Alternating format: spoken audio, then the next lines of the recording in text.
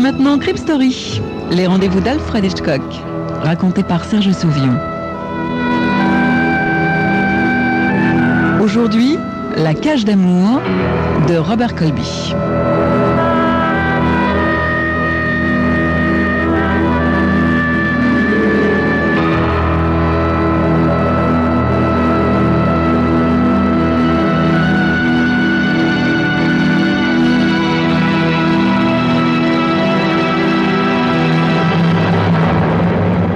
Voici 3 ans que Warren a acheté la grande maison. Un manoir qui pourrait abriter 3 familles sans la moindre promiscuité.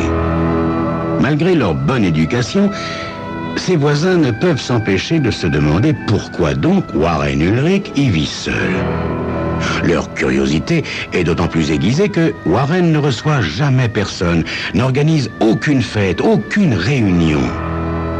Ne serait-ce son visage avenant et sa parfaite courtoisie, Warren Ulrich aurait la réputation d'un sauvage excentrique, d'un misanthrope ou pire encore, allez savoir avec les voisins, même les mieux éduqués. Or, la dernière chose que Warren souhaite est bien d'attirer l'attention. Exactement 3 ans que Warren a acheté son manoir.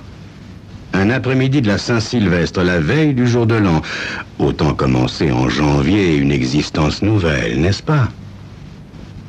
Approchant de l'allée cimentée, il enfonce un bouton sur le tableau de bord de sa Jaguar, actionnant l'entrée télécommandée du garage.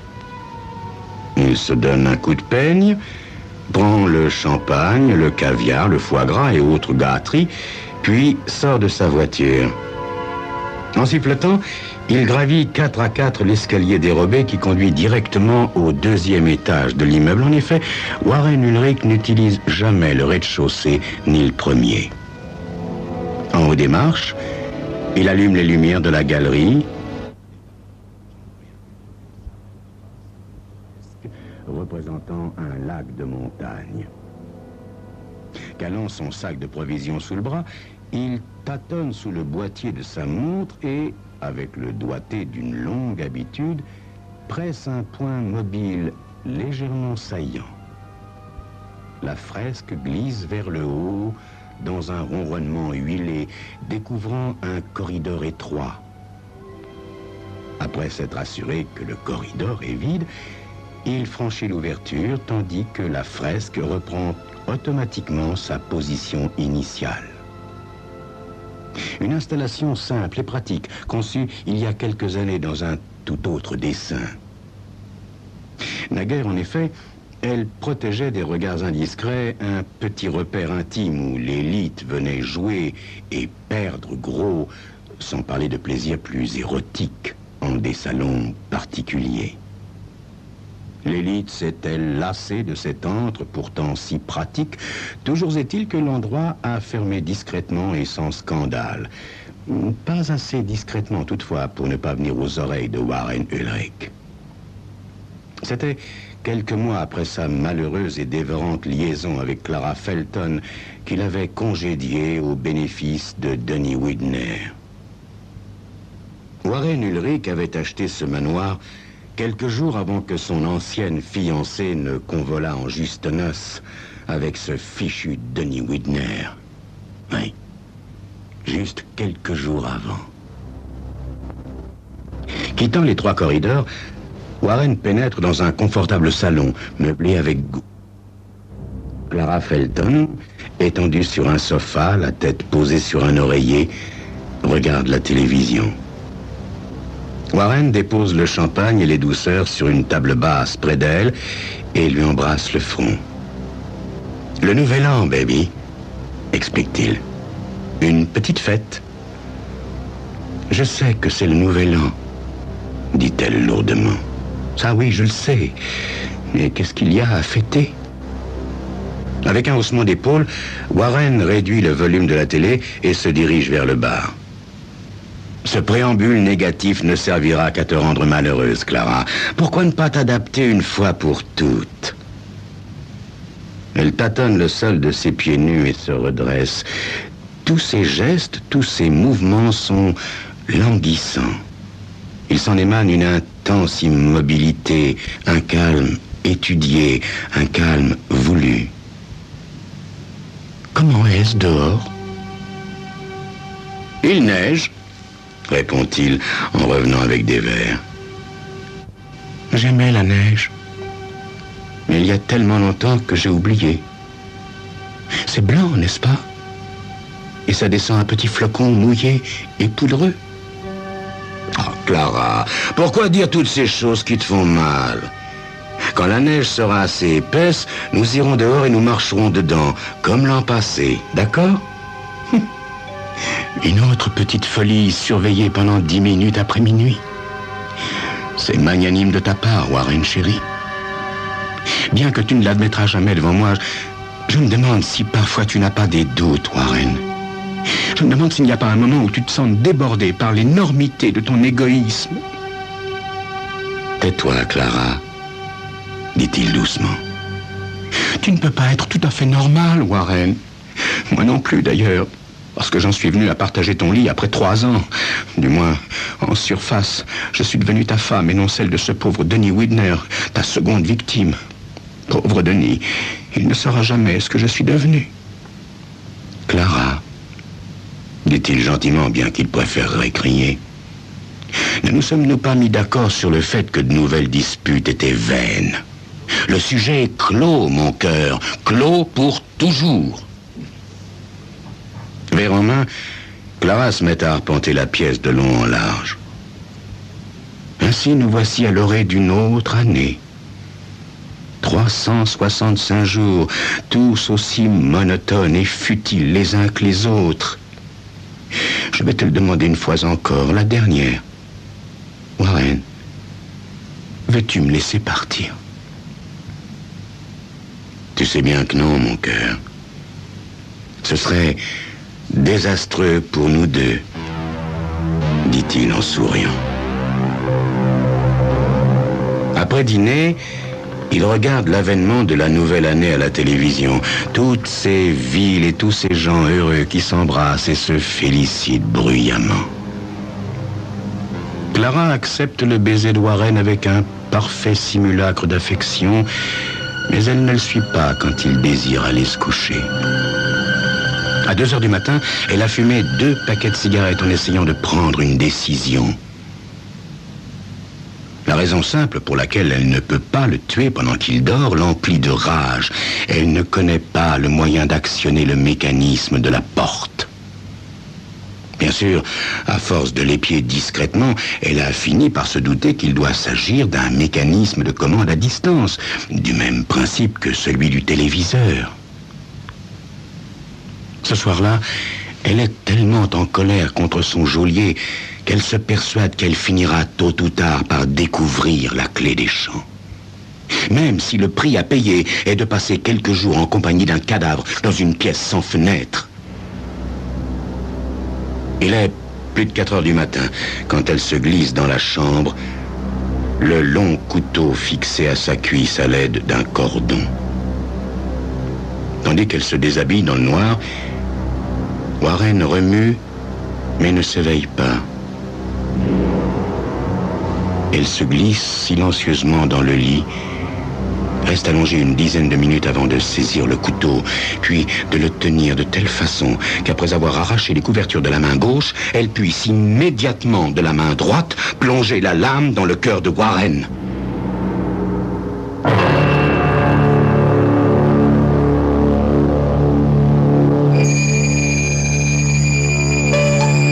Pensez aux précautions qu'a prises Warren Ulrich pour séquestrer Clara. Ne serait-ce pas mésestimer son intelligence que de croire qu'il pourrait se laisser assassiner stupidement dans son sommeil? Vous le saurez dans quelques instants.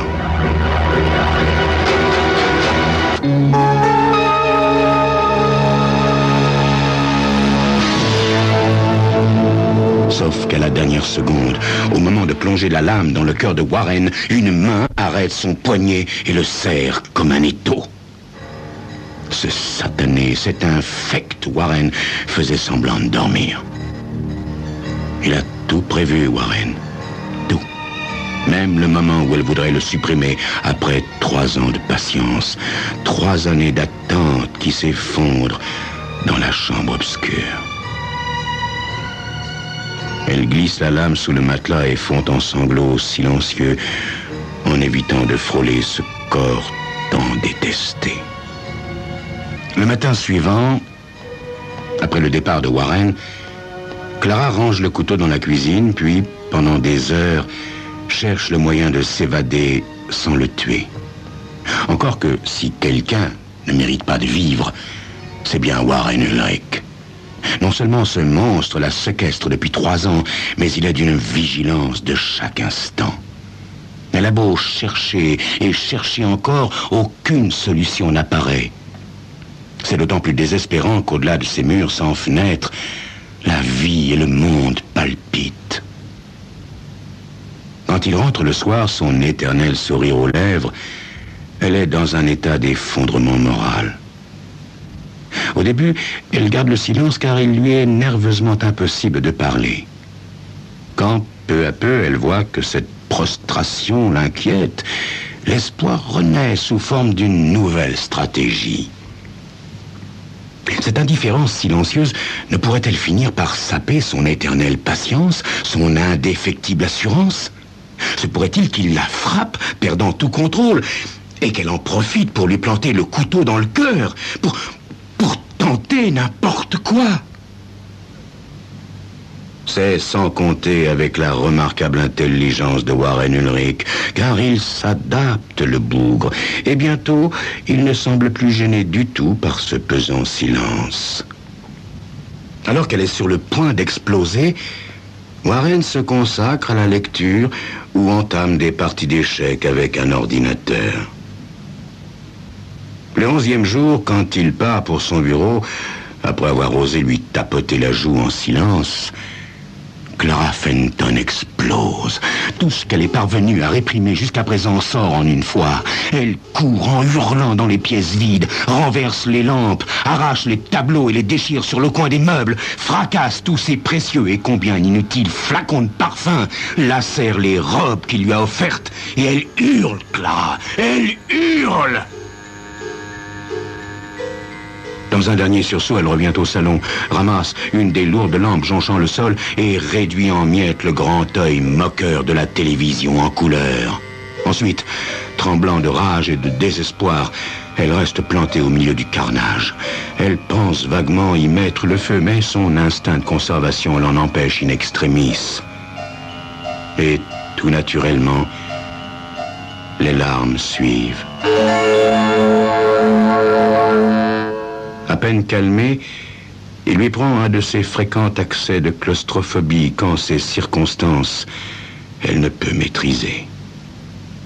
Complètement paniquée, elle s'empare de la lourde lampe dont elle s'est servie pour démolir le téléviseur et s'élance vers le corridor de sortie dans l'espoir absurde d'abattre l'inflexible barrière de 3 années sans air, sans liberté, la porte télécommandée. À quelques mètres, elle s'arrête net. La lampe lui glisse entre les doigts. Warren a tout prévu, tout, sauf une chose. Comme tous les appareils inventés par l'homme, cette porte dérobée n'est pas construite pour fonctionner éternellement sans réglage ni entretien. Ce matin, bien que la porte ait manifestement obéi au signal quand il s'est agi de monter, elle n'est pas redescendue au niveau du sol pour s'y verrouiller. Elle ne s'est pas entièrement fermée, laissant presque un pied de jeu.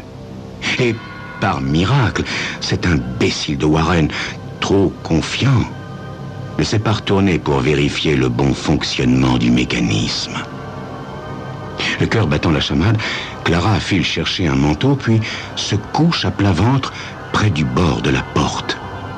Elle s'aplatit, se raidit, vide sa poitrine et rampe, millimètre par millimètre, jusqu'à ce que le bord métallique la cale au milieu du dos. Le violent effort qu'elle fournit pour se dégager ne fait que la caler davantage. Impossible d'avancer ni de reculer. La panique l'envahit à nouveau quand elle se demande ce qui arriverait si un effort trop violent libérait la porte. Cette masse d'acier l'écraserait comme un insecte. 3 ans de séquestration pour finir de la sorte, à quelques centimètres de la liberté. À quelques centimètres. Oh non, non. Elle ordonne à ses muscles de se détendre. Pense-toi petite et mince, se dit-elle. Pense-toi ronde et glissante. Pense-toi libre. Et le miracle se produit. Molle et sans eau, flexible, elle est un fluide qui se répand sous une porte. En quelques secondes, elle est dehors. Dans la cabine téléphonique d'un drugstore, Clara Fenton se demande si elle doit d'abord appeler la police ou Denis Widner. 3 ans et 17 jours plus tôt, elle était sur le point d'épouser Denis. Malheureusement, les événements avaient pris un cours machiavélique. Elle aurait dû refuser cette invitation à dîner que Warren lui avait faite. Mais il semblait si détaché, si amical, pour tout dire, si fair-play. Quittons-nous au moins sur une bonne impression, avait-il dit au téléphone. Comment lui refuser cela? L'ennui, c'est qu'il avait proposé ce dîner dans sa nouvelle maison. Et la légendaire curiosité féminine avait poussé Clara à accepter l'invitation.